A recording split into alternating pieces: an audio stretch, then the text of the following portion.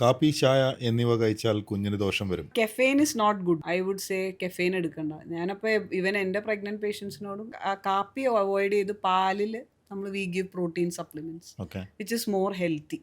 വെറുതെ എന്തിനാ ഒരു അൺനെസസറി ആയിട്ടൊരു കെഫെയിൻ കൊടുത്ത്? I would say avoid. ചായ കുടിക്കുന്നതിന് പകരം പ്രോട്ടീൻ കലക്കി കുടിച്ചു കഴിഞ്ഞാൽ പ്രോട്ടീൻ അല്ല, എങ്ങനെയാണ് there is a, you know, നമ്മളെ അല്ല, എല്ലാ ചായ എന്തിനാ കുടിക്കുന്നത് supplement- മേഡത്തിന് അറിയാലോ. മനസ്സിലായി, നമ്മൾ ഉണർവ് മെഷീൻ- കിട്ടാനാണ്. അതെ. പക്ഷെ നമുക്ക് പ്രഗ്നൻസിയിൽ ആ കെഫെയിന്റെ എഫക്റ്റ് കുറച്ചാൽ ഒഴിവാക്കാൻ വേണ്ടിയിട്ട് അത്. നല്ലതായിരിക്കും. ഇതിന്റെ ഞാൻ ബ്രേക്ക് ചെയ്ത് ഇത് പറയാം. ഉം. അതായത് ജൂയിഷ് ആൾക്കാർ, ദ മോസ്റ്റ് ഇന്റലിജന്റ് പീപ്പിൾ ഉം.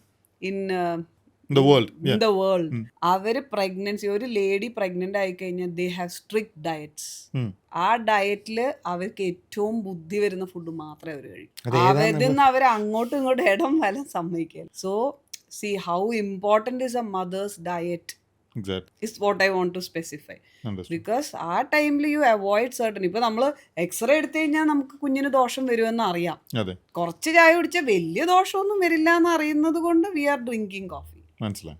So you try to avoid any harmful substance for your baby. നല്ല ഹെൽത്തി ആയിട്ട് നല്ല ഹൈ IQ വരുന്ന ഫുഡ് കഴിച്ചാൽ പിള്ളേരാ ഗോയിൻ ടു ബി ബ്രില്യൻറ്റ്.